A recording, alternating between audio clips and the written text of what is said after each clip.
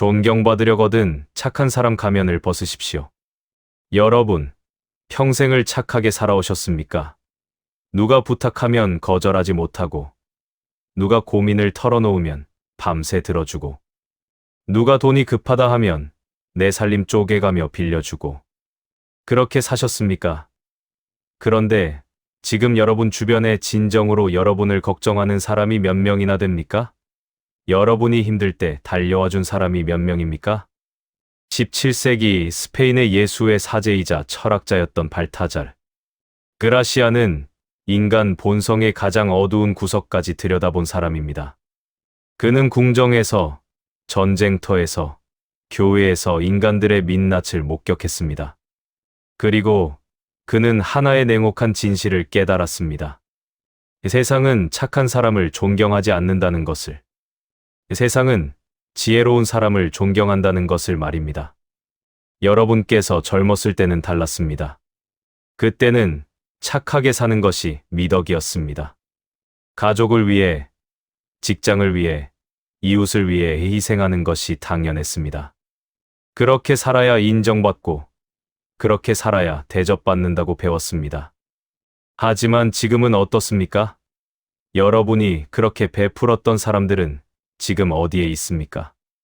그라시아는 이렇게 말했습니다. 지나치게 선한 것은 결코 선하지 않다고. 무슨 뜻입니까? 착함에도 때와 장소와 대상이 있다는 뜻입니다. 누구에게나 무조건적으로 착한 사람은 착한 사람이 아니라 판단력이 없는 사람입니다. 지혜롭지 못한 사람입니다. 그리고 결국에는 이용당하는 사람입니다. 여러분, 솔직히 말씀드리겠습니다. 여러분이 평생 착하게 살아온 것은 존경받을 일이 아닙니다.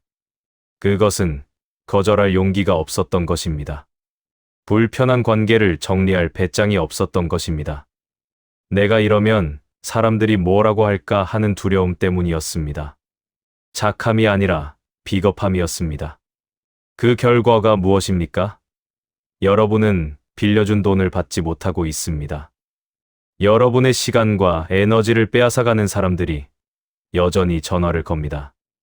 여러분의 약점을 알고 있는 사람들이 은근히 협박하듯 부탁합니다. 그리고 여러분은 그저 웃으며 그래, 뭐 어쩌겠어 하고 넘어갑니다. 속으로는 피가 마르도록 분노하면서도 말입니다. 그라시아는 궁정 생활을 통해 한 가지 사실을 발견했습니다. 권력자들은 절대로 자신의 모든 것을 드러내지 않는다는 것을. 그들은 항상 한 장의 카드를 감춰둡니다. 항상 조금의 신비를 유지합니다. 그래야 사람들이 함부로 대하지 못합니다. 그래야 존중받습니다. 하지만 여러분은 어떻습니까? 여러분은 너무 쉽게 마음을 엽니다. 누군가 진심으로 대하는 척하면 금방 속마음을 다 털어놓습니다. 여러분의 약점을, 여러분의 두려움을, 여러분의 가족사를, 여러분의 재산 상태까지. 그리고 그것은 언젠가 여러분을 공격하는 무기가 됩니다. 지금 이 순간에도 누군가는 여러분의 착함을 계산하고 있습니다. 저 사람은 거절 못해. 조금만 불쌍한 척하면 돈 빌려줘. 조금만 떼쓰면 들어줘. 이것이 여러분이 평생 착하게 살아온 대가입니까? 사람들의 계산기 속 숫자가 되는 것이 여러분이 원하던 노년입니까? 그라시아는 말합니다. 당신이 모든 것을 주는 순간, 당신은 아무것도 아닌 존재가 된다고. 당신이 너무 쉽게 허락하는 순간, 당신의 허락은 가치가 없어진다고. 당신이 항상 웃으며 들어주는 순간, 사람들은 당신을 당연하게 여긴다고 말입니다. 이제 여러분께 남은 시간이 얼마나 됩니까? 70세라면 통계적으로 한 15년 정도 남았습니다. 15년입니다. 5475일입니다. 그 귀한 시간을 또다시 남의 부탁 들어주고, 남의 하소연 들어주고, 남에게 이용당하며 보내시겠습니까? 아닙니다. 이제는 달라져야 합니다. 이제는 착한 사람이 아니라 지혜로운 사람이 되어야 합니다. 지혜로운 사람은 베풀 때와 거절할 때를 압니다. 지혜로운 사람은 말할 때와 침묵할 때를 압니다. 지혜로운 사람은 관계를 지킬 때와 끊을 때를 압니다. 그라시아는 300년 전에 이미 이것을 알고 있었습니다. 그가 쓴 세속 지혜의 기술에는 권력자들의 처세술이 담겨 있습니다.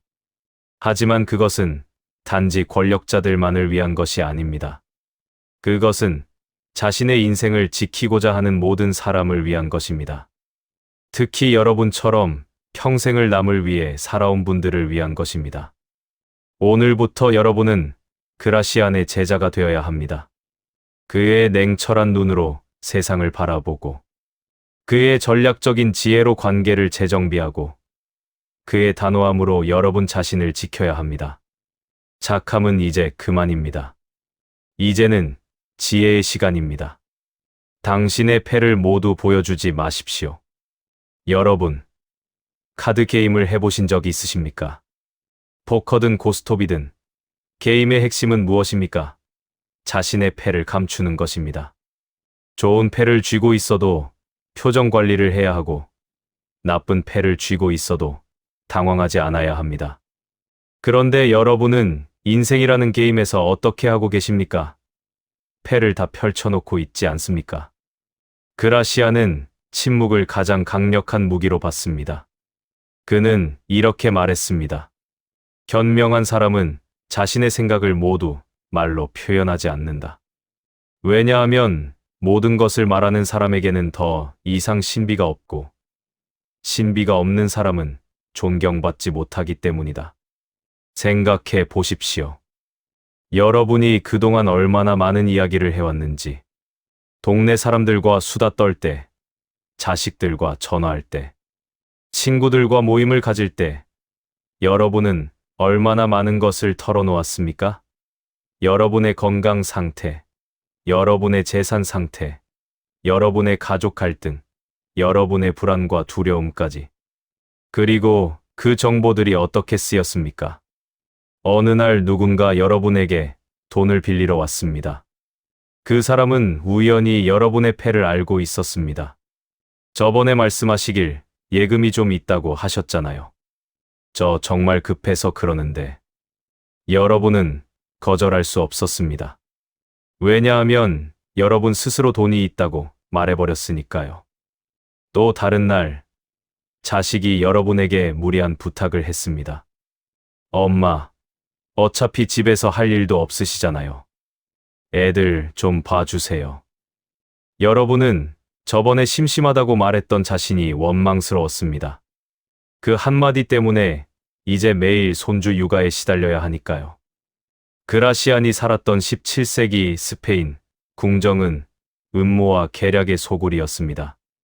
한마디 실수가 목숨을 앗아갈 수 있었습니다. 그런 환경에서 그라시안이 배운 첫 번째 생존 기술이 바로 침묵이었습니다. 왕 앞에서도 귀족 앞에서도 그는 자신의 진짜 생각을 모두 드러내지 않았습니다. 항상 한 발 물러서서 관찰했고 꼭 필요한 말만 했습니다. 여러분께 묻겠습니다. 여러분이 그동안 한 말들 중에 꼭 필요했던 말이 몇 %나 됩니까? 50%입니까? 아니면 30%입니까? 솔직히 말씀드려서 10%도 안 될 것입니다. 나머지 90%는 불필요한 말, 위험한 말, 나중에 후회하게 될 말이었습니다.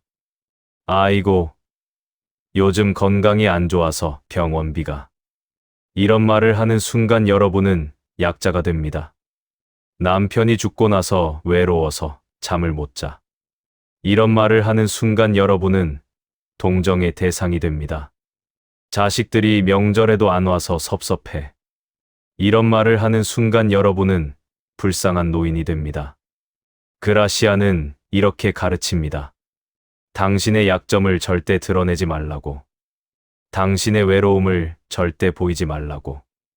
당신의 필요를 절대 노출하지 말라고. 왜냐하면 세상은 약한 자를 돕지 않고 이용하기 때문입니다.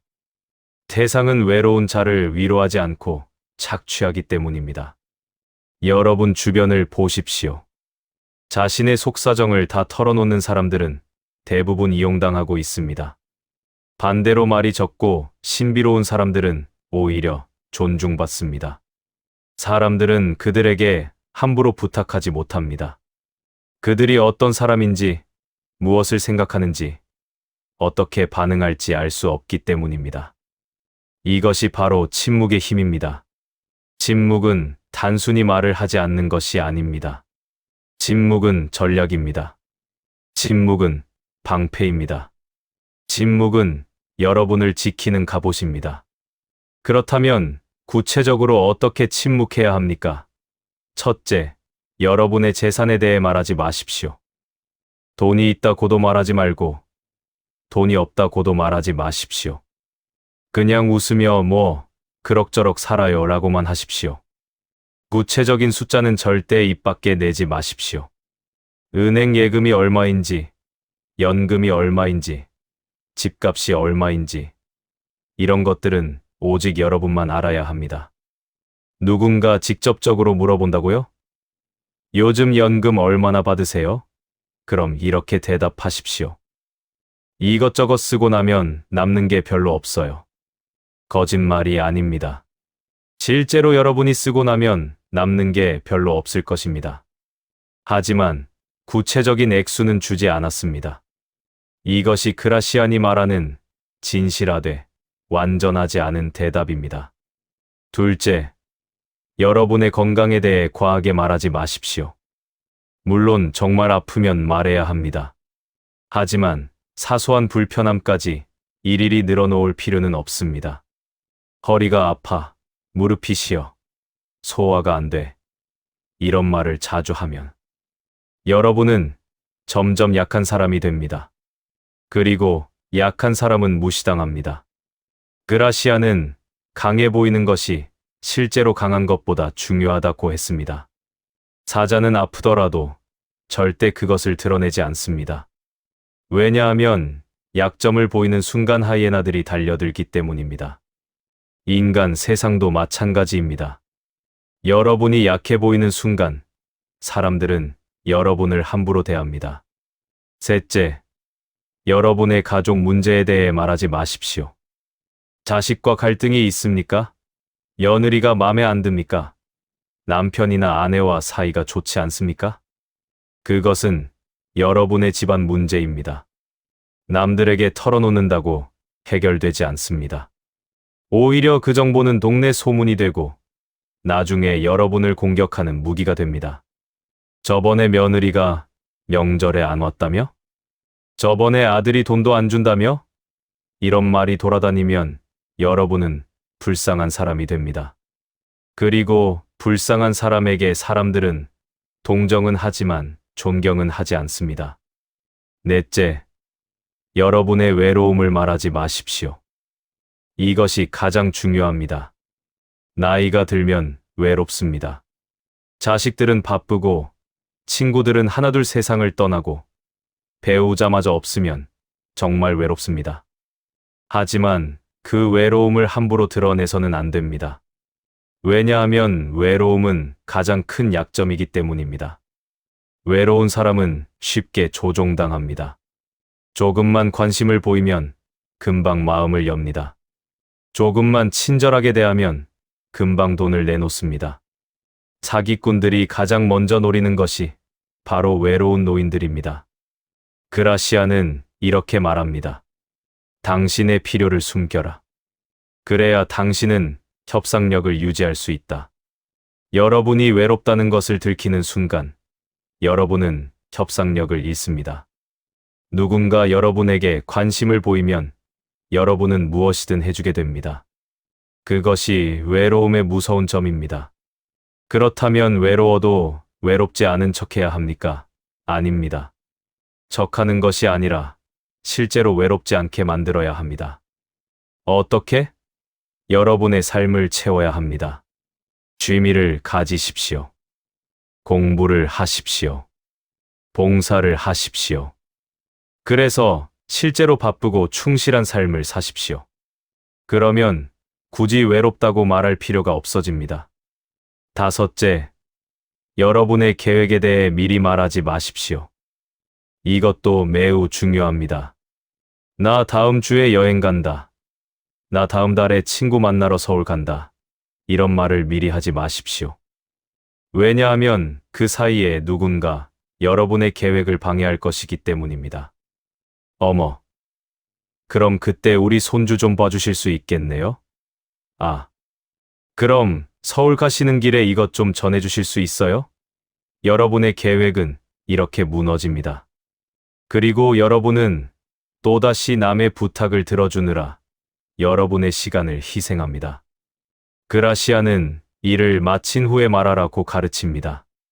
미리 말하면 방해받고, 미리 말하면 시기받고, 미리 말하면 실패했을 때 창피합니다. 하지만 일을 마친 후에 말하면 이미 완성된 일이므로 아무도 방해할 수 없습니다. 여행을 다녀온 후에 여행 다녀왔어요 라고 말하십시오. 일을 마친 후에 이런 일을 했어요 라고 말하십시오. 그러면 여러분은 방해받지 않고 여러분의 일을 할 수 있습니다. 여섯째, 여러분의 감정을 쉽게 드러내지 마십시오. 화가 났습니까? 바로 폭발하지 마십시오. 기쁩니까? 지나치게 표현하지 마십시오. 슬픕니까? 눈물을 함부로 보이지 마십시오. 그라시안이 살았던 궁정에서 감정을 드러내는 사람은 곧 죽는 사람이었습니다. 왕이 화를 내면 신하는 목이 잘렸습니다. 지리나가 기뻐하면 왕은 시기했습니다. 그래서 현명한 신하들은 항상 표정 관리를 했습니다.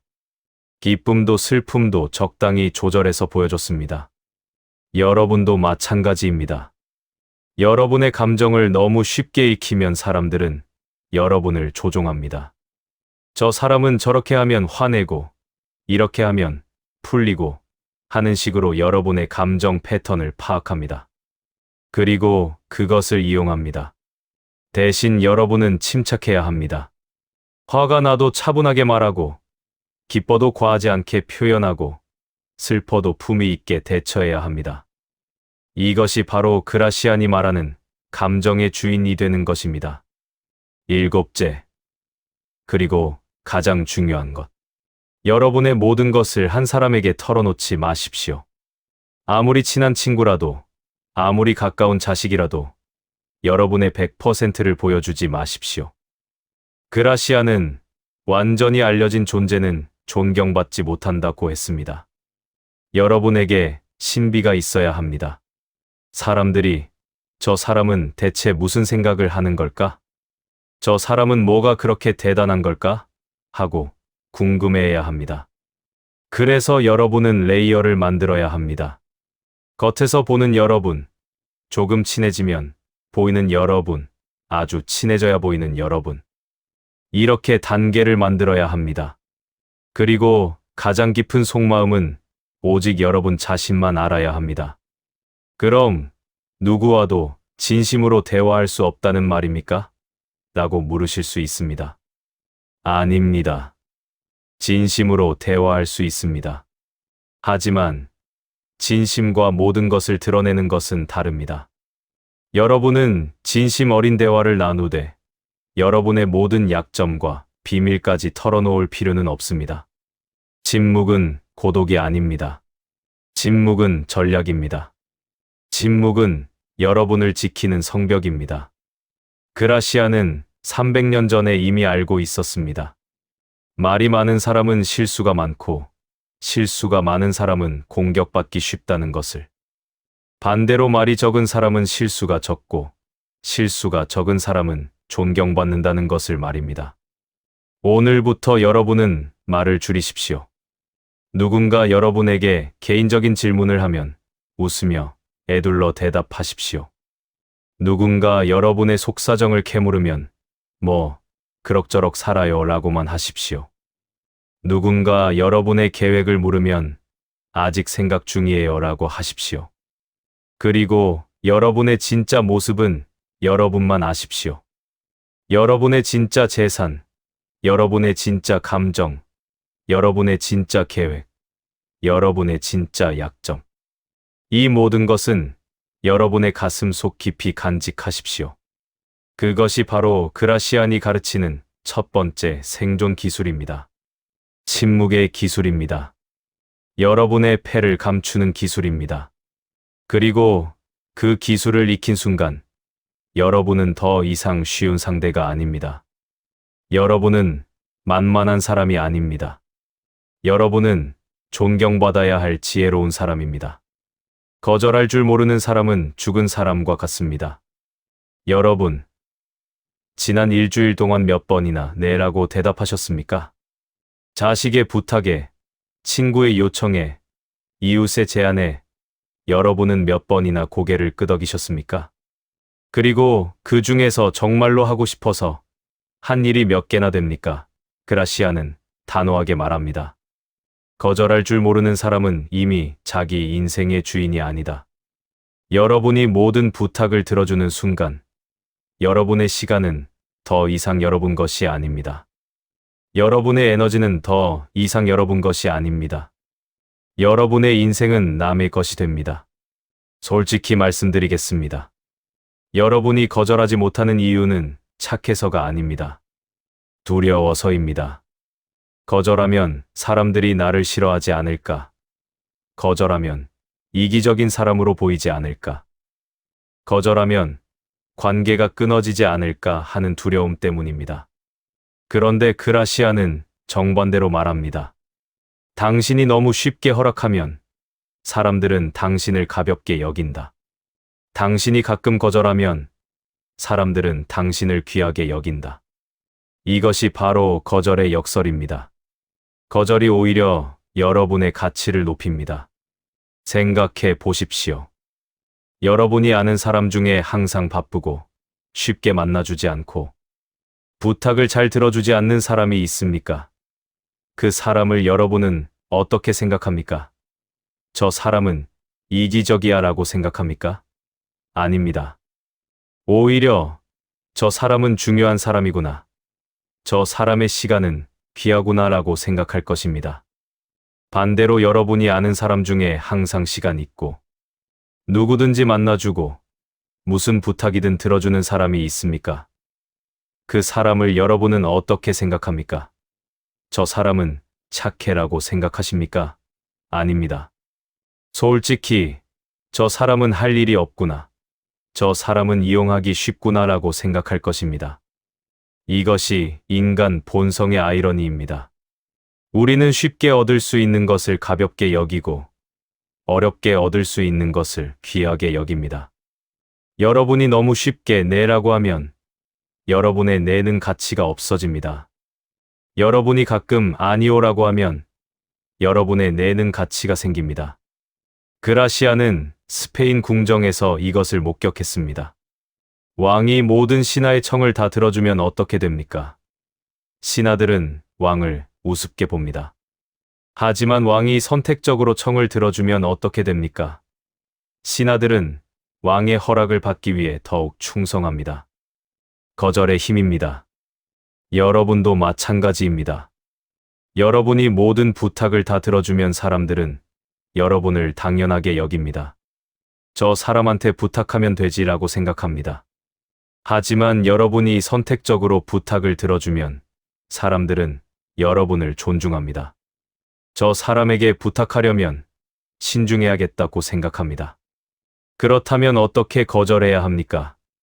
그라시아는 거절의 기술을 가르칩니다. 무작정 안 돼요라고 하는 것이 아니라 우아하게, 품위 있게, 그러나 확실하게 거절하는 방법을 말입니다. 첫 번째 거절의 기술은 시간을 두고 대답하기입니다. 누군가 여러분에게 부탁했을 때 절대로 즉석에서 대답하지 마십시오. 제가 좀 생각해 볼게요. 일정을 확인하고 연락드릴게요. 한번 살펴보고 말씀드리겠습니다 라고 하십시오. 왜 이것이 중요합니까? 첫째, 여러분에게 생각할 시간이 생깁니다. 즉석에서 대답하면 대부분 네라고 하게 됩니다.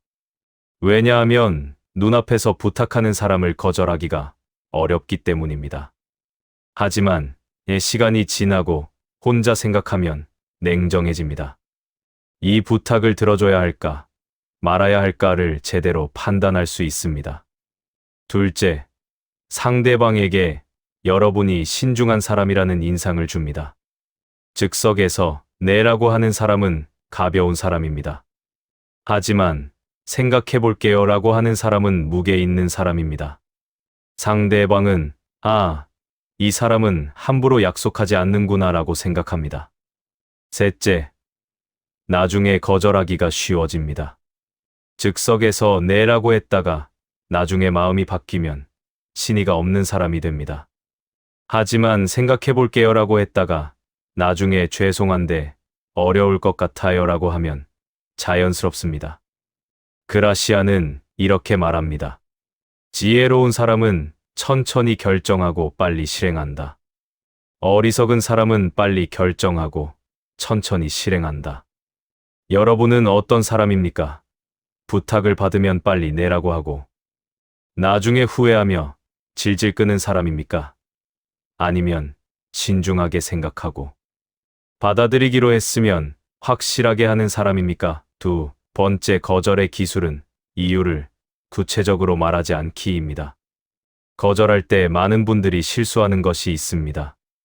너무 자세하게 이유를 설명하려고 한다는 것입니다. 사실은 그날 제가 병원에 가야 해서요. 사실은 제가 요즘 허리가 안 좋아서요. 사실은 제가 돈이 좀 부족해서요. 이렇게 구체적인 이유를 대면 어떻게 됩니까? 상대방은 그 이유를 공략합니다. 병원은 다른 날 가시면 되잖아요. 허리가 안 좋으시면 앉아서 할 수 있는 일을 부탁할게요. 그럼 조금만 빌려주세요. 여러분의 구체적인 이유는 여러분의 방어선을 무너뜨리는 돌파구가 됩니다. 그라시아는 가르칩니다. 거절할 때는 모호하게 하라. 죄송한데 지금은 어려울 것 같습니다. 좋은 제안이지만 지금 상황이 여의치 않네요. 고맙지만 이번에는 힘들 것 같아요. 이렇게 말하십시오. 구체적인 이유를 대지 마십시오. 상대방이 왜요? 무슨 일 있으세요? 라고 물어봅니까? 그래도 구체적으로 말하지 마십시오. 여러 가지 사정이 있어서요. 개인적인 일이 좀 있어서요 라고만 하십시오. 여러분은 여러분의 사생활을 설명할 의무가 없습니다. 여기서 중요한 것은 여러분이 죄책감을 느끼지 말아야 한다는 것입니다. 많은 분들이 거절하면서 정말 죄송해요. 제가 도와드리고 싶은데. 제 마음 같아서는 이런 말을 반복합니다. 이것은 상대방에게 사실은 나도 거절하고 싶지 않아. 조금만 더 설득하면 되라는 신호를 보내는 것입니다. 그라시아는 말합니다. 거절할 때는 확고해야 한다. 흔들리는 거절은 거절이 아니다. 여러분이 거절하기로 결정했으면 확실하게 하십시오. 죄송합니다만 어렵습니다 라고 딱 잘라 말하십시오. 그리고 더 이상 변명하지 마십시오. 세 번째 거절의 기술은 대안을 제시하지 않기입니다. 이것도 많은 분들이 실수하는 부분입니다. 거절하면서 대신 이렇게 하시면 어때요? 하고 대안을 제시합니다. 이것은 거절이 아닙니다. 이것은 또 다른 형태의 허락입니다. 예를 들어 누가 돈을 빌리러 왔는데 지금은 돈을 빌려드릴 수 없지만 대신 제가 아는 사람을 소개해 드릴까요? 라고 말한다면 어떻게 됩니까? 여러분은 이제 중개인이 되어버립니다. 나중에 그 사람이 소개받은 곳에서도 돈을 못 빌리면 다시 여러분에게 옵니다. 그쪽에서도 안 된다고 하던데요. 정말 급해서 그러는데. 또 다른 예로 누가 손주를 봐달라고 했는데 제가 매일은 못 봐드리지만 월요일 수요일은 괜찮아요 라고 말한다면 어떻게 됩니까? 여러분은 월요일 수요일에 묶이게 됩니다. 그리고 나중에는 화요일 한 번만 더, 금요일도 좀 하면서 점점 늘어날 것입니다. 그라시아는 명확하게 말합니다. 거절은 거절이어야 한다. 반쪽짜리 거절은 나중에 전체 허락이 된다. 여러분이 거절하기로 했으면 완전히 거절하십시오. 대안을 제시하지 마십시오. 다른 방법을 알려주지 마십시오. 그냥 안 됩니다로 끝내십시오. 그럼 너무 냉정한 거 아닌가요? 라고 물으실 수 있습니다. 아닙니다. 여러분은 상대방의 보모가 아닙니다. 상대방의 문제를 여러분이 해결해줘야 할 의무가 없습니다. 상대방은 성인이고 스스로 해결 방법을 찾을 수 있습니다. 네 번째 거절의 기술은 반복해서 거절하기입니다. 한 번 거절했다고 끝이 아닙니다. 많은 사람들이 여러분의 거절을 받아들이지 않고 계속 부탁합니다. 그래도 한 번만, 정말 급해서, 다른 사람은 없어서 하면서 계속 매달립니다. 이때 여러분은 어떻게 합니까? 많은 분들이 이 단계에서 무너집니다. 아이고, 그렇게까지 말하는데 하면서 결국 내라고 합니다. 이것이 바로 상대방의 전략입니다. 한 번에 안 되면 계속 시도하는 것입니다. 그라시아는 이렇게 가르칩니다. 첫 번째 거절보다 두 번째 거절이 더 확고해야 한다. 상대방이 다시 부탁하면 더욱 단호하게 거절하십시오. 말씀드렸듯이 어렵습니다. 이미 말씀드린 대로입니다. 더 이상 말씀드릴 것이 없습니다라고 하십시오. 상대방이 왜 이렇게 차갑게 대하세요? 하고 섭섭해합니까? 그것은 상대방의 감정 조작입니다. 상대방은 여러분의 죄책감을 자극해서 마음을 바꾸게 하려는 것입니다. 여기서 여러분이 흔들리면 안 됩니다. 섭섭하시겠지만 제 결정은 변하지 않습니다라고 하십시오. 다섯 번째 거절의 기술은 먼저 거절부터 하고 설명하기입니다. 많은 분들이 순서를 잘못합니다. 먼저 이유를 길게 설명하고 마지막에 그래서 안 될 것 같아요 라고 합니다. 이것은 약한 거절입니다. 그라시안의 방식은 다릅니다. 먼저 안 됩니다 라고 확실하게 말하고 그 다음에 필요하면 간단히 이유를 덧붙입니다. 죄송합니다만 어렵습니다. 지금 제 상황이 여의치 않습니다. 이렇게 하십시오. 거절을 먼저, 설명은 나중에. 왜 이것이 중요합니까? 여러분이 먼저 설명을 하면 상대방은 그 설명을 듣는 동안 이미 어떻게 설득할까를 생각하고 있습니다. 하지만 여러분이 먼저 안 됩니다라고 확실하게 말하면 상대방은 여러분의 확고한 의지를 먼저 받아들이게 됩니다. 여섯 번째 거절의 기술은 과거의 호의를 언급하지 않기입니다. 이것도 흔한 실수입니다. 저번에도 도와드렸잖아요. 지난번에도 빌려드렸는데, 항상 제가 해드렸는데. 이렇게 말하면서 거절합니다. 이것은 오히려 역효과를 낳습니다. 상대방은 그래서 이번에도 해주셔야죠 라고 생각합니다. 여러분의 과거 호의는 이번 거절의 이유가 아니라 오히려 이번 허락의 근거가 됩니다. 그라시아는 명확합니다. 과거의 호의와 현재의 거절은 별개다. 여러분이 과거에 도와줬다고 해서 앞으로도 계속 도와줘야 할 의무는 없습니다. 과거는 과거고 현재는 현재입니다. 거절할 때 과거를 들먹이지 마십시오. 일곱 번째 거절의 기술은 침묵으로 거절하기입니다. 때로는 말로 거절하는 것보다 침묵이 더 강력합니다. 누군가 여러분에게 문자로 부탁을 했습니까? 바로 답장하지 마십시오. 며칠 묵혀두십시오. 누군가 전화로 부탁을 했습니까? 제가 생각해보고 연락드릴게요 라고 한 후 연락하지 마십시오. 이것이 냉정해 보입니까? 아닙니다. 이것은 여러분의 시간을 지키는 방법입니다. 상대방은 여러분의 침묵을 통해 깨닫게 됩니다. 아, 이 사람은 내 부탁에 관심이 없구나. 아, 이번에는 기대하면 안 되겠구나라고 말입니다. 그라시아는 궁정에서 이것을 배웠습니다. 왕이 신하의 청을 받아들이지 않을 때 왕은 안 된다고 말하지 않았습니다. 그냥 아무 대답도 하지 않았습니다. 그것이 바로 거절의 신호였습니다. 침묵이 곧 노였습니다.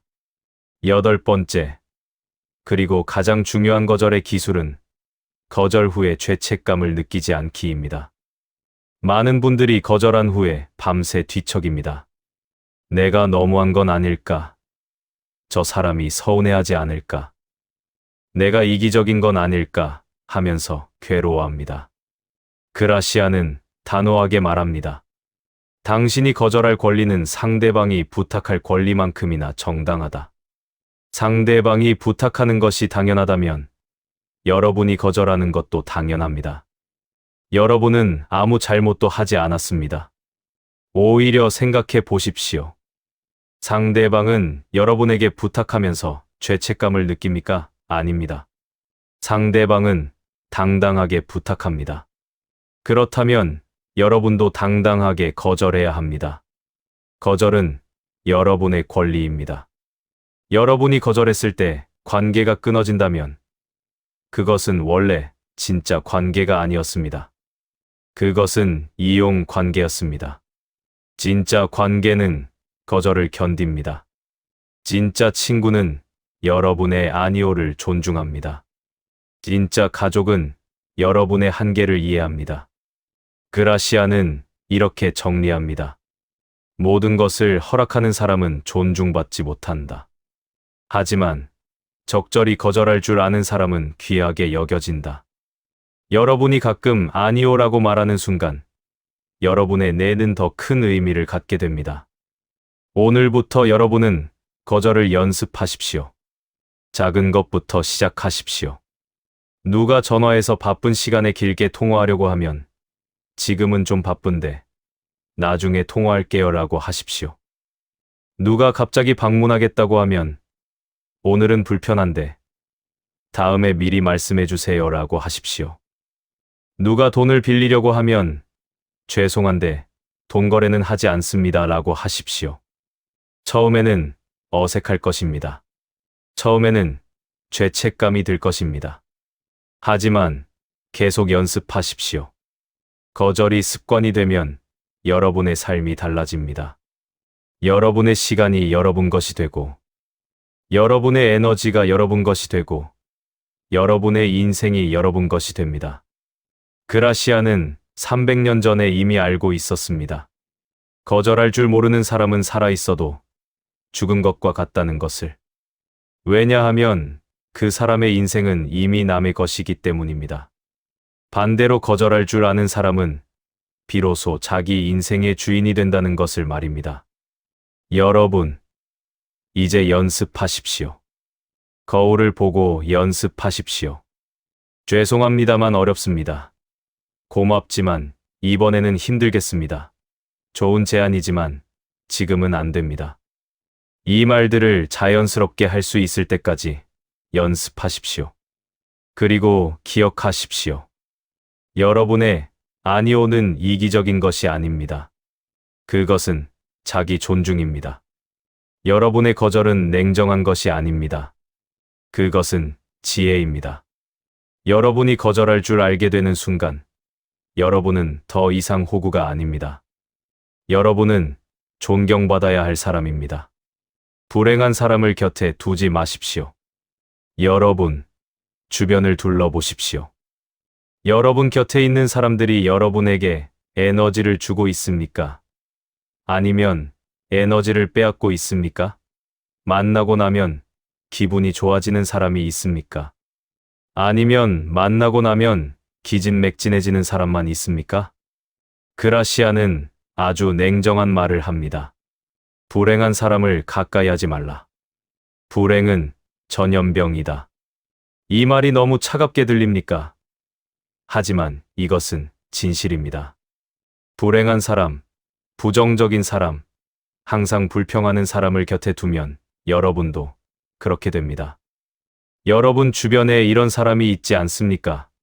만나면 항상 불평부터 시작하는 사람. 아이고, 요즘 세상이 왜 이래? 아이고, 자식들이 왜 저래? 아이고, 내 팔자가 왜 이래? 30분을 만나면 29분을 불평으로 채우는 사람 말입니다. 처음에는 여러분도 동정심이 생깁니다. 저 사람 참 힘들구나. 내가 좀 들어줘야겠다고 생각합니다. 그래서 열심히 들어주고, 위로해주고, 조언도 해줍니다. 하지만 다음에 만나면 어떻습니까? 똑같은 불평을 또 합니다. 여러분의 조언은 한 귀로 듣고 한 귀로 흘렸습니다. 그라시아는 말합니다. 조언을 구하지 않는 사람에게 조언하지 말라. 그들은 변화를 원하는 것이 아니라 동정을 원하는 것이다. 불행을 즐기는 사람들이 있습니다. 그들은 실제로 문제를 해결하고 싶은 것이 아닙니다. 그들은 불행에 빠져 있는 자신을 다른 사람이 불쌍히 여겨주기를 원할 뿐입니다. 여러분이 그런 사람을 만나고 나면 어떻게 됩니까? 기분이 무거워집니다. 집에 돌아와서도 그 사람의 불평이 귓가에 맴돕니다. 그리고 점점 여러분도 부정적으로 변합니다. 그래. 세상이 원래 그런 거지. 그래. 우리 같은 늙은이들은 무시당하는 거지라고 생각하게 됩니다. 이것이 바로 그라시안이 말한 불행의 전염입니다. 독감이 사람에게서 사람으로 전염되듯이 부정성도 사람에게서 사람으로 전염됩니다. 여러분이 부정적인 사람과 시간을 보내면 여러분도 부정적이 됩니다. 이것은 여러분의 의지와 상관없이 일어나는 현상입니다. 그라시안이 살았던 궁정에서도 마찬가지였습니다. 왕의 총애를 잃은 신하들이 있었습니다. 그들은 항상 불평했습니다. 왕은 불공평해. 세상은 부조리해.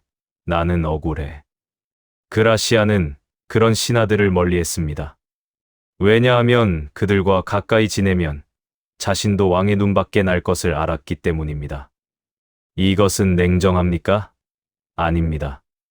이것은 생존입니다. 여러분은 자선사업가가 아닙니다. 여러분은 모든 불행한 사람을 구원해야 할 의무가 없습니다. 여러분도 여러분 자신의 행복과 평화를 지켜야 합니다. 그렇다면 어떤 사람을 곁에서 멀리해야 합니까? 첫째, 항상 피해자 코스프레를 하는 사람입니다. 나는 항상 손해만 봐. 나는 항상 당하기만 해. 세상이 나만 괴롭혀. 이런 말을 입버릇처럼 하는 사람 말입니다. 그라시아는 이렇게 말합니다. 스스로를 피해자로 여기는 사람은 평생 피해자로 살 것이다. 그들은 절대 책임을 지지 않습니다. 모든 문제의 원인을 남 탓으로 돌립니다. 그리고 그들은 변하지 않습니다. 왜냐하면 자신이 문제라고 생각하지 않으니까요. 여러분이 그런 사람을 계속 만나면 어떻게 됩니까? 여러분도 점점 피해의식에 사로잡힙니다. 맞아. 나도 억울한 게 많아. 맞아. 나도 손해본 게 많아라고 생각하게 됩니다. 그리고 여러분의 귀한 노년이 원망과 분노로 가득 차게 됩니다. 둘째, 다른 사람의 험담만 하는 사람입니다. 만나면 누군가의 흉을 보는 사람. 저 사람이 얼마나 나쁜 사람인지 알아? 저 사람이 나한테 어떻게 했는지 알아? 이런 이야기로 시간을 채우는 사람 말입니다. 그라시아는 경고합니다. 당신 앞에서 남의 험담을 하는 사람은 당신이 없을 때 당신의 험담을 한다. 이것을 명심하십시오. 여러분 앞에서 다른 사람을 깎아내리는 사람은 다른 사람 앞에서 여러분을 깎아내립니다. 그런 사람과 시간을 보내면 어떻게 됩니까? 여러분도 점점 의심이 많아집니다. 저 사람은 나를 어떻게 생각할까? 저 사람도 내 흉을 보고 있지 않을까라고 불안해집니다. 그리고 모든 관계가 불신으로 물들게 됩니다. 셋째, 끊임없이 무언가를 요구하는 사람입니다. 이거 좀 도와줘. 저거 좀 빌려줘. 이것 좀 해줘. 만날 때마다 손만 내미는 사람 말입니다. 그들은 여러분에게 관심이 없습니다. 그들은 여러분이 해줄 수 있는 것에만 관심이 있습니다. 그라시아는 냉정하게 말합니다. 주기만 하는 관계는 관계가 아니다. 그것은 착취다. 진짜 관계는 주고받는 것입니다. 한쪽만 계속 주고 한쪽만 계속 받는다면 그것은 관계가 아니라 이용입니다. 여러분 주변에 그런 사람이 있지 않습니까? 여러분이 아플 때 한 번도 안부 전화를 하지 않다가 자기가 필요할 때만 전화하는 사람.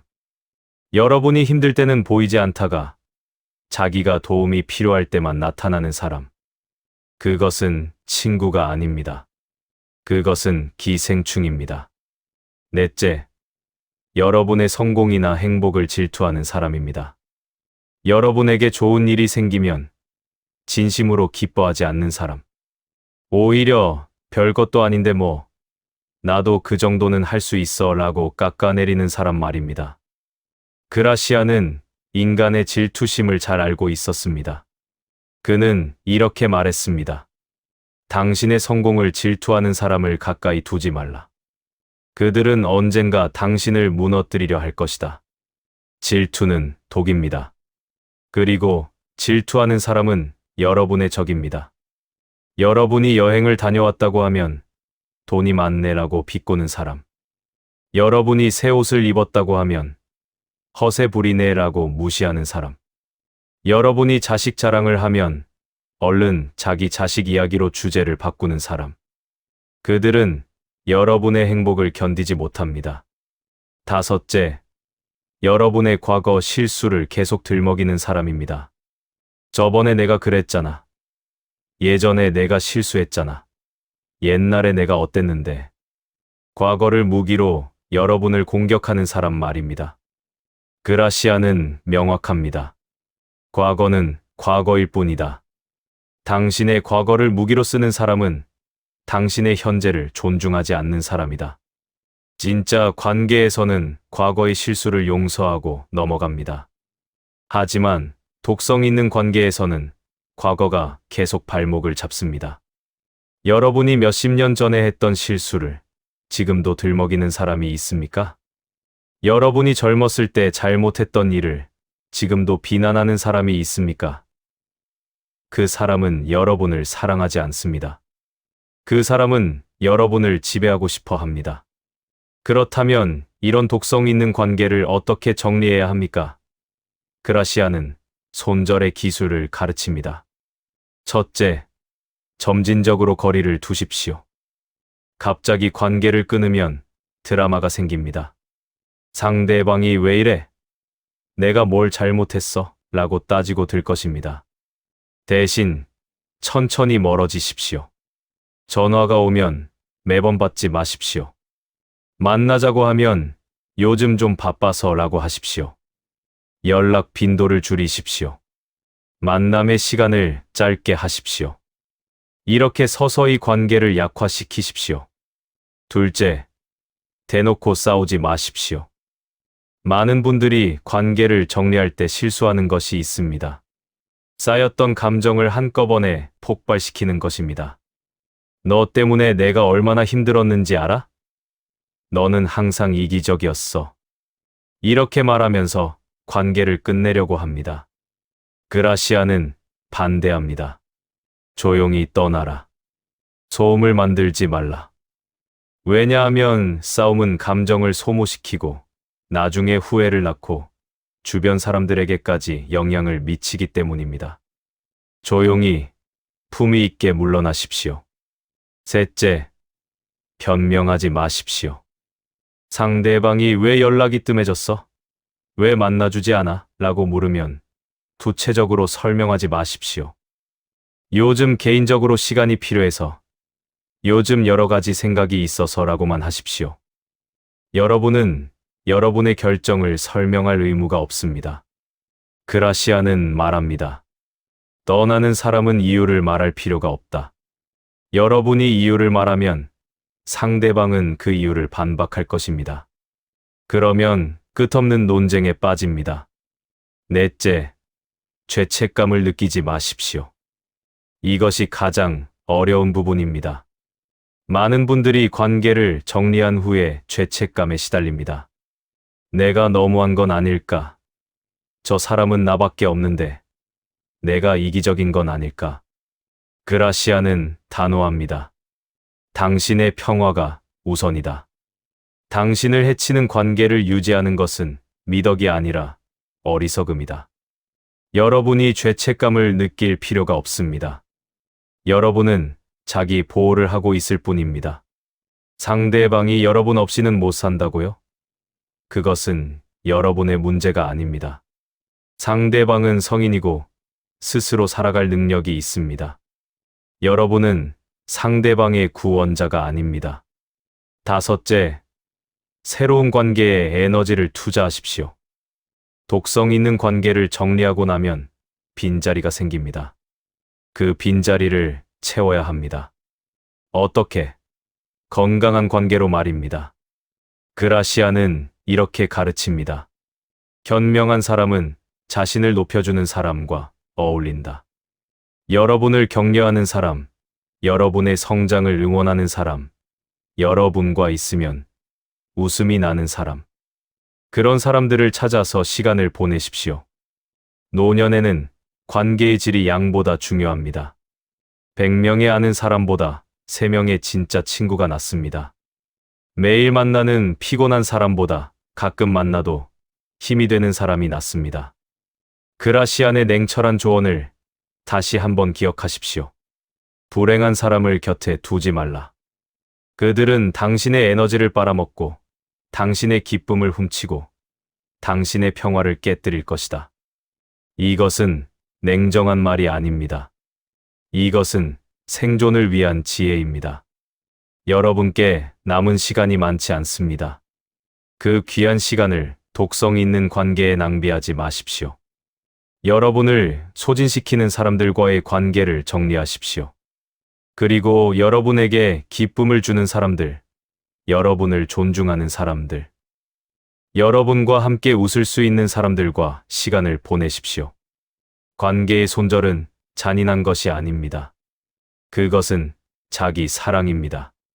그것은 여러분의 노년을 지키는 방법입니다.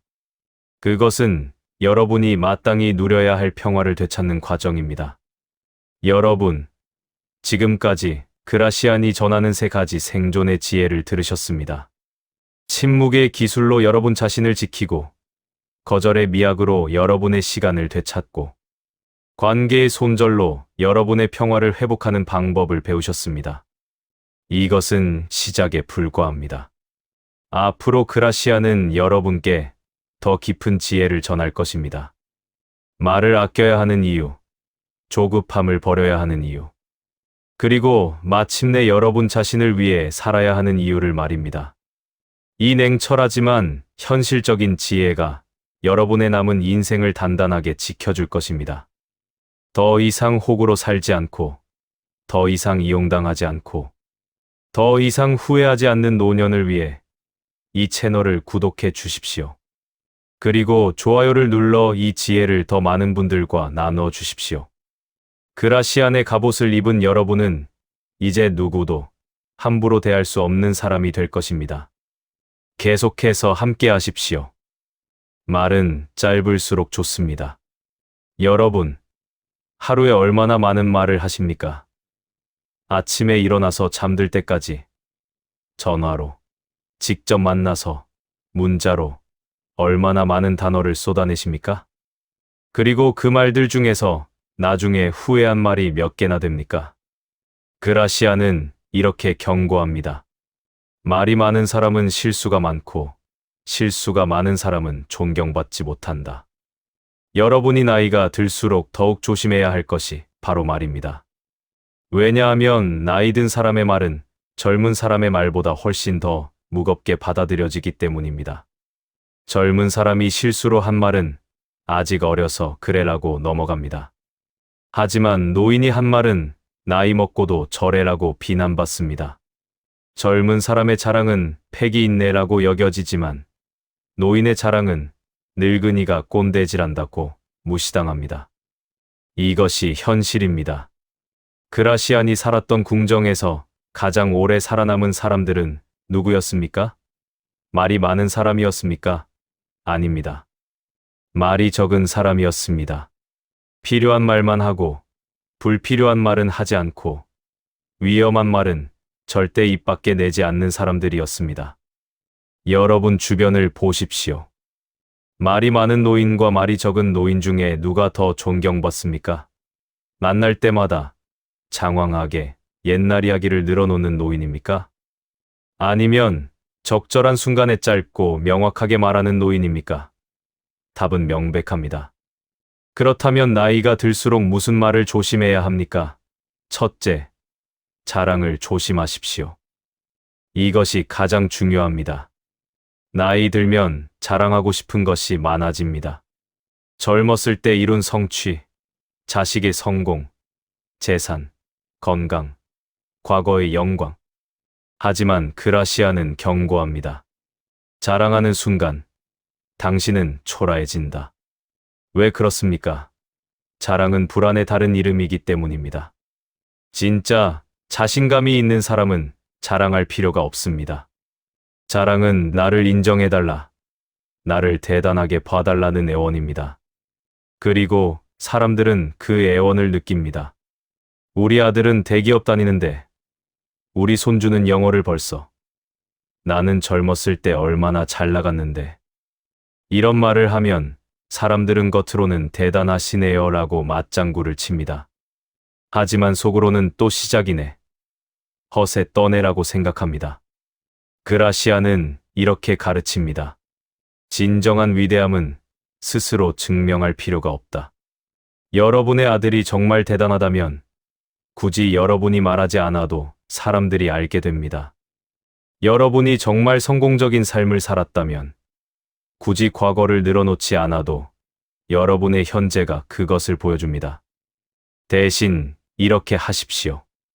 누가 여러분의 자식에 대해 물으면 뭐 그럭저럭 살아요 라고만 하십시오. 누가 여러분의 과거에 대해 물으면 그때는 그랬죠 라고 짧게 답하십시오. 구체적인 자랑은 절대 하지 마십시오. 그것이 품위입니다. 둘째, 훈계를 조심하십시오. 나이가 들면 충고하고 싶어집니다. 내가 살아보니까, 내 경험으로는 너는 아직 몰라서 그래. 하지만 그라시아는 명확하게 말합니다. 요청받지 않은 조언은 모욕이다. 왜 사람들은 노인의 충고를 싫어합니까? 그것이 틀려서가 아닙니다. 그것이 강요되기 때문입니다. 아무도 묻지 않았는데 나서서 가르치려고 하면 그것은 충고가 아니라 간섭입니다. 그것은 조언이 아니라 권위 과시입니다. 내가 너 나이 때는, 요즘 젊은이들은 옛날에는 안 그랬는데, 이런 말을 하는 순간 여러분은 꼰대가 됩니다. 젊은 사람들은 여러분을 존경하지 않습니다. 그들은 여러분을 피합니다. 저 노인은 만나면 잔소리만 해라고 생각합니다. 그라시아는 이렇게 조언합니다. 현명한 사람은 물어볼 때까지 기다린다. 자식이 조언을 구할 때까지 기다리십시오. 손주가 물어볼 때까지 참으십시오. 그리고 그들이 물어왔을 때도 짧게 답하십시오. 30분 강의를 하지 말고 3분 안에 핵심만 말하십시오. 그리고 중요한 것은 그들이 여러분의 조언을 따르지 않아도 화내지 마십시오. 그라시아는 말합니다. 조언은 선물이다. 선물을 어떻게 사용할지는 받는 사람의 자유다. 여러분은 조언을 할 수 있지만 그들의 선택을 강요할 수는 없습니다. 셋째, 과거 이야기를 조심하십시오. 노인들이 가장 많이 하는 실수가 이것입니다. 옛날에는 말이야, 625때는, 내가 젊었을 때는. 과거는 중요합니다. 하지만 과거에만 사는 사람은 현재에 죽은 사람입니다. 그라시아는 냉정하게 말합니다. 과거만 이야기하는 사람은 현재가 없는 사람이다. 사람들이 과거 이야기를 싫어하는 이유가 무엇입니까? 그것이 재미없어서가 아닙니다. 그것이 반복되기 때문입니다. 같은 이야기를 몇 번이고 듣다 보면 지겹습니다. 더 큰 문제는 과거 이야기가 현재를 부정하는 도구가 된다는 것입니다.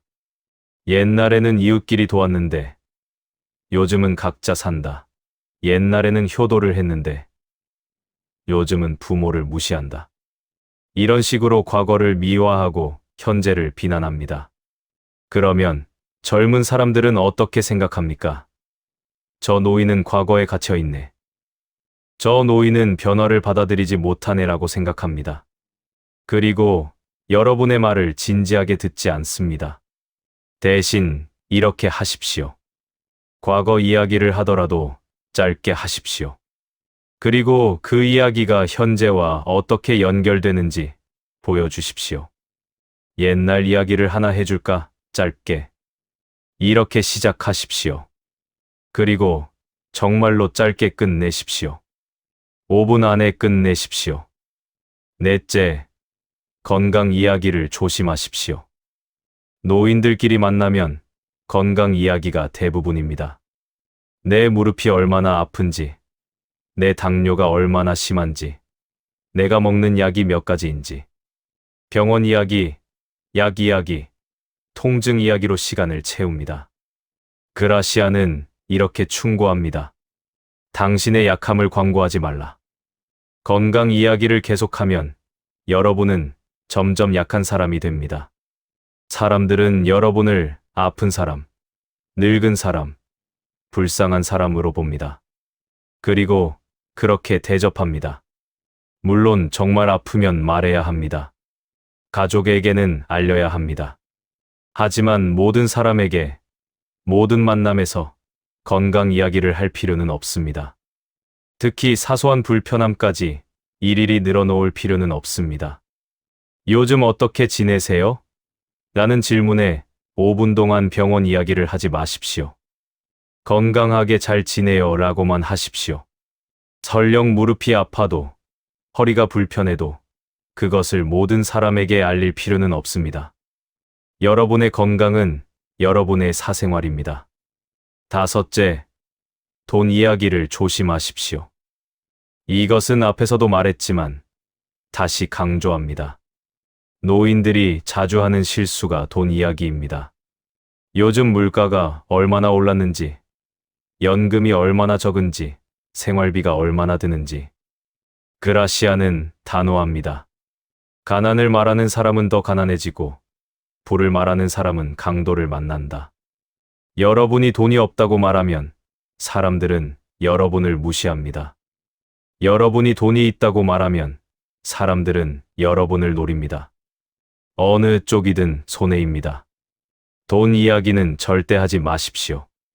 여러분의 연금이 얼마인지, 예금이 얼마인지, 자식에게 얼마를 줬는지, 병원비가 얼마나 드는지, 이런 구체적인 숫자는 입 밖에 내지 마십시오. 뭐, 그럭저럭 살만해요 라고만 하십시오. 여섯째, 다른 사람 인생에 대한 평가를 조심하십시오. 나이가 들면 세상을 많이 봤다고 생각합니다. 그래서 다른 사람의 선택을 쉽게 판단합니다.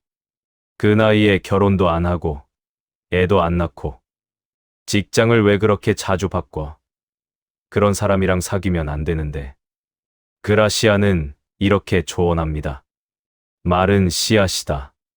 부정적인 말을 심으면 불행이 자라고, 긍정적인 말을 심으면 평화가 자란다. 여러분이 계속 세상이 나빠졌다고 말하면 여러분은 정말로 나쁜 세상을 경험하게 됩니다. 여러분의 뇌가 나쁜 것만 보게 만들기 때문입니다. 대신 중립적으로 말하십시오.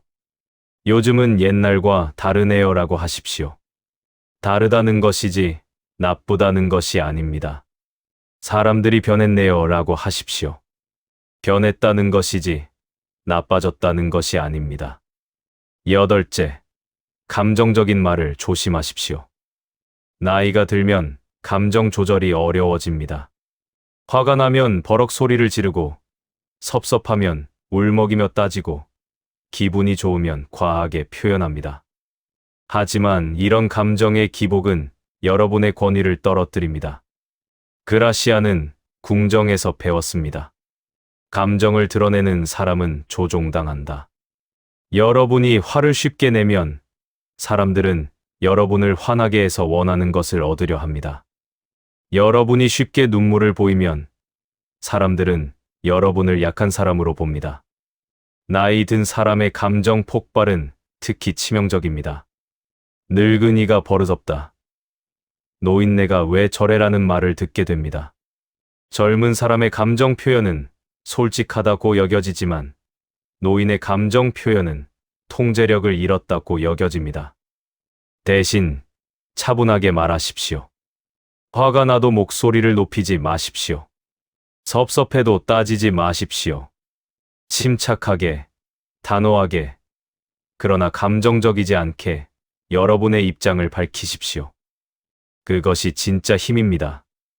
아홉째, 비교하는 말을 조심하십시오. 옆집 아들은, 친구 손주는, 저 사람은. 다른 사람과 비교하는 말은 독입니다. 자식을 다른 자식과 비교하면 상처받습니다. 손주를 다른 손주와 비교하면 서운해합니다. 배우자를 다른 배우자와 비교하면 관계가 깨집니다. 10번째, 요구하는 말을 조심하십시오. 이것 좀 해줘. 저것 좀 사다 줘. 여기 좀 데려다 줘. 나이가 들면 도움이 필요합니다. 하지만 요구와 부탁은 다릅니다. 요구는 명령이고 부탁은 정중한 요청입니다. 그라시아는 이렇게 가르칩니다. 품이 있는 사람은 요구하지 않고 부탁한다. 이것 좀 해줄래? 대신 미안한데 시간 되면 이것 좀 도와줄 수 있을까? 라고 하십시오. 저것 사다 줘. 대신 불편하지 않으면 저것 좀 사다 줄 수 있니? 라고 하십시오. 어떤 분들은 나이 먹었으면 자식이 당연히 해줘야지라고 생각합니다. 틀렸습니다. 당연한 것은 없습니다. 자식도 자식의 삶이 있습니다. 자식도 바쁩니다. 자식도 피곤합니다. 여러분이 부모라는 이유로 무한정 요구할 권리는 없습니다. 대신 감사하십시오. 자식이 뭔가를 해주면 고마워, 덕분이야 라고 하십시오. 당연하게 받아들이지 마십시오. 감사는 더 많은 도움을 불러옵니다. 하지만 당연하게 여기면 도움은 줄어듭니다. 그렇다면 어떻게 말을 줄일 수 있습니까? 그라시아는 실용적인 방법을 제시합니다. 첫째, 말하기 전에 3번 생각하십시오. 이 말이 꼭 필요한가? 이 말이 누군가에게 상처를 주지 않을까? 이 말을 나중에 후회하지 않을까? 이 3가지 질문에 모두 예라고 답할 수 있을 때만 말하십시오. 하나라도 아니오가 나오면 침묵하십시오. 대부분의 경우 여러분은 침묵하게 될 것입니다. 그것이 좋습니다. 둘째, 짧게 말하는 연습을 하십시오. 누가 오늘 뭐 하셨어요? 라고 물으면 30분 동안 하루 일과를 설명하지 마십시오. 집에서 쉬었어요. 라고만 하십시오. 누가 기분이 어때요? 라고 물으면 좋아요. 또는 그냥 그래요. 라고만 하십시오. 3마디로 끝낼 수 있는 말을 30마디로 하지 마십시오. 그라시아는 말합니다. 말이 많을수록 가치가 떨어진다. 말이 적을수록 무게가 실린다. 여러분의 말에 무게를 실으십시오. 셋째, 침묵을 편하게 여기십시오. 많은 분들이 침묵을 두려워합니다. 대화 중에 침묵이 흐르면 어색해서 빨리 뭔가 말을 해야 한다고 생각합니다. 그래서 불필요한 말을 늘어놓습니다. 그라시아는 다르게 말합니다. 침묵은 지혜의 언어다. 침묵을 두려워하지 마십시오. 대화 중에 침묵이 흘러도 괜찮습니다. 그 침묵을 편안하게 받아들이십시오. 침묵이 오히려 깊이를 만듭니다. 진정한 경청은 선물입니다. 요즘 세상에서 정말로 경청하는 사람은 드뭅니다. 여러분이 경청하는 사람이 되면 사람들은 여러분을 찾게 됩니다. 그리고 존중하게 됩니다. 다섯째, 글로 표현하십시오. 말로 하면 감정적이 되기 쉽습니다. 하지만 글로 쓰면 한 번 더 생각하게 됩니다. 자식에게 할 말이 있으면 전화하지 말고 편지를 쓰십시오. 문자라도 좋습니다. 글로 쓰면 불필요한 말이 걸러집니다. 그라시아는 궁정에서 배웠습니다. 중요한 말일수록 입이 아니라 글로 전해야 한다는 것을.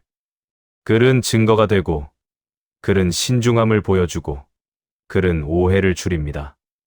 여러분, 이제 깨달으셨습니까? 나이가 들수록 말을 줄여야 하는 이유를. 말이 적을수록 여러분의 품위가 올라갑니다. 말이 적을수록 여러분의 말에 무게가 실립니다. 말이 적을수록 사람들은 여러분을 존중합니다. 그라시안이 300년 전에 한 말을 기억하십시오. 입을 닫을 때 비로소 지갑이 아닌 인격이 빛난다. 여러분의 재산이 여러분을 빛나게 하는 것이 아닙니다. 여러분의 침묵이, 여러분의 신중함이, 여러분의 짧고 명확한 말이 여러분을 빛나게 합니다. 오늘부터 말을 줄이십시오. 자랑을 멈추십시오. 훈계를 멈추십시오. 과거 이야기를 줄이십시오. 불평을 멈추십시오. 그리고 침묵의 힘을 경험하십시오. 여러분이 입을 닫는 순간, 여러분은 더 이상 수다스러운 노인이 아닙니다. 여러분은 지혜로운 어른입니다. 이제는 당신 자신을 위해 사십시오. 여러분, 긴 여정이었습니다. 발타자르 그라시안이라는 300년 전 스페인 철학자가 전하는 냉철한 지혜를 함께 들었습니다. 침묵의 기술, 거절의 미학, 관계의 손절, 말조심의 지혜, 그리고 기다림과 때. 5가지 생존의 기술을 배웠습니다. 이 지혜들은 차갑게 느껴졌을 것입니다. 때로는 너무 냉정하게, 때로는 너무 이기적으로 들렸을 것입니다. 이렇게까지 해야 하나? 이건 너무한 거 아닌가? 하는 생각도 들었을 것입니다. 하지만 여러분, 솔직해집시다. 여러분이 평생 착하게 살아온 결과가 무엇입니까? 여러분은 지금 행복합니까? 여러분은 지금 존중받고 있습니까? 여러분은 지금 평화롭습니까? 아니면 여전히 이용당하고 무시당하고 후회하면서 살고 있습니까? 그라시안의 지혜가 냉정한 이유는 세상이 냉정하기 때문입니다. 그의 조언이 전략적인 이유는 삶이 전쟁이기 때문입니다. 그가 침묵을 가르치는 이유는 말이 무기가 되기 때문입니다. 그가 거절을 가르치는 이유는 네라는 대답이 여러분을 노예로 만들기 때문입니다. 여러분은 평생을 남을 위해 살았습니다. 부모님을 위해, 배우자를 위해, 자식을 위해, 손주를 위해, 직장을 위해, 이웃을 위해. 여러분의 시간을, 여러분의 에너지를, 여러분의 돈을, 여러분의 건강을 다른 사람에게 주었습니다. 그 결과가 무엇입니까? 사람들은 여러분에게 감사합니까? 아닙니다. 사람들은 여러분의 희생을 당연하게 여깁니다. 원래 부모가 자식한테 해주는 거지. 원래 나이 든 사람이 양보하는 거지. 원래 그렇게 사는 거지. 그라시아는 이것을 알고 있었습니다. 세상은 공평하지 않다는 것을. 착한 사람이 반드시 보상받는 것은 아니라는 것을. 오히려 착한 사람일수록 이용당한다는 것을 말입니다. 그래서 그는 다른 길을 제시했습니다. 착함이 아니라 지혜의 길을. 희생이 아니라 균형의 길을. 복종이 아니라 존엄의 길을 말입니다. 여러분께 남은 시간이 얼마나 됩니까? 통계적으로 70세라면 약 15년입니다. 15년. 5475일입니다. 그것이 전부입니다. 그 귀한 시간을 어떻게 보내시겠습니까? 또다시 남의 부탁을 들어주며 보내시겠습니까? 또다시 이용당하며 보내시겠습니까? 아니면 이제 달라지시겠습니까? 이제 여러분 자신을 위해 사시겠습니까? 이제 여러분이 하고 싶은 것을 하시겠습니까? 이제 여러분이 만나고 싶은 사람만 만나시겠습니까? 그라시아는 말합니다. 인생의 마지막 장은 자기 자신을 위한 것이어야 한다. 첫 장은 부모를 위한 것이었습니다. 중간 장은 배우자와 자식을 위한 것이었습니다. 하지만 마지막 장은 오롯이 여러분 자신을 위한 것이어야 합니다. 이것은 이기적인 것이 아닙니다. 이것은 자기 존중입니다. 여러분은 이미 충분히 베풀었습니다. 여러분은 이미 충분히 희생했습니다. 여러분은 이미 충분히 착하게 살았습니다. 이제는 여러분 자신에게 베풀 차례입니다. 오늘부터 침묵을 연습하십시오. 여러분의 모든 것을 털어놓지 마십시오. 여러분의 패를 감추십시오. 진비를 유지하십시오. 그러면 사람들은 여러분을 함부로 대하지 못합니다. 오늘부터 거절을 연습하십시오. 하기 싫은 것은 아니오라고 하십시오. 주고 싶지 않은 것은 주지 마십시오. 만나고 싶지 않은 사람은 만나지 마십시오. 그러면 여러분의 시간이 여러분 것이 됩니다. 오늘부터 관계를 정리하십시오. 여러분을 소진시키는 사람들과 거리를 두십시오. 여러분에게 에너지를 주는 사람들과 시간을 보내십시오. 그러면 여러분의 노년이 평화로워집니다. 오늘부터 말을 줄이십시오. 자랑을 멈추십시오. 훈계를 멈추십시오. 불평을 멈추십시오. 침묵의 힘을 경험하십시오.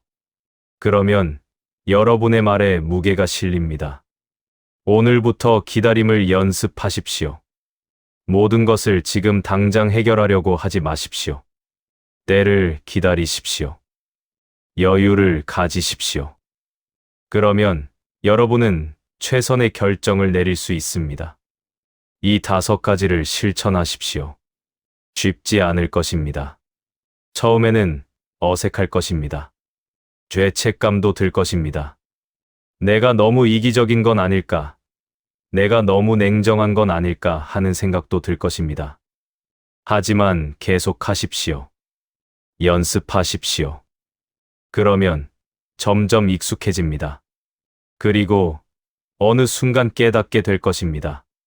여러분의 삶이 달라졌다는 것을, 사람들이 여러분을 다르게 대한다는 것을, 여러분 스스로도 여러분을 다르게 느낀다는 것을 말입니다. 여러분은 더 이상 호구가 아닙니다. 여러분은 더 이상 만만한 사람이 아닙니다. 여러분은 더 이상 이용당하는 사람이 아닙니다. 여러분은 이제 존경받아야 할 사람입니다. 여러분은 이제 지혜로운 사람입니다. 그라시아는 300년 전에 이미 이것을 알고 있었습니다.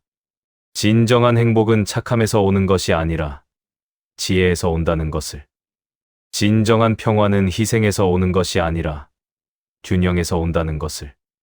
진정한 존엄은 복종에서 오는 것이 아니라 자기 존중에서 온다는 것을 말입니다. 여러분, 이제 결정하십시오. 남은 15년을 어떻게 살 것인지, 또다시 착한 사람으로 살면서 이용당할 것인지, 아니면 지혜로운 사람으로 살면서 존중받을 것인지, 선택은 여러분의 것입니다. 하지만 그라시아는 이미 답을 주었습니다. 착한 사람이 되지 말고 지혜로운 사람이 되십시오. 그것이 여러분의 노년을 지키는 유일한 방법입니다. 이제는 당신 자신을 위해 사십시오. 당신이 하고 싶은 것을 하십시오. 당신이 만나고 싶은 사람을 만나십시오. 당신이 가고 싶은 곳에 가십시오. 당신의 시간을 당신을 위해 쓰십시오. 당신의 에너지를 당신을 위해 쓰십시오. 당신의 돈을 당신을 위해 쓰십시오. 여러분은 자격이 있습니다. 여러분은 이미 충분히 주었습니다. 이제는 받을 차례입니다. 무엇을 받습니까? 존중을, 평화를, 자유를, 행복을 말입니다. 그라시안의 지혜와 함께 남은 인생을 시작하십시오. 착한 사람의 가면을 벗으십시오. 지혜로운 사람의 갑옷을 입으십시오. 그리고 떳떳하게, 당당하게, 품위 있게 여러분의 노년을 사십시오. 더 이상 후회하지 마십시오. 더 이상 참지 마십시오. 더 이상 희생하지 마십시오. 이제는 여러분 자신을 위한 시간입니다. 이제는 여러분이 주인공인 시간입니다. 이제는 여러분의 시간입니다. 발타자르 그라시안이 전하는 마지막 말을 기억하십시오. 인생은 짧다. 그러므로 현명하게 살아야 한다. 여러분의 남은 인생이 현명하고 평화롭고 존엄하기를 바랍니다. 고맙습니다. 그리고 부디 지혜롭게 사십시오.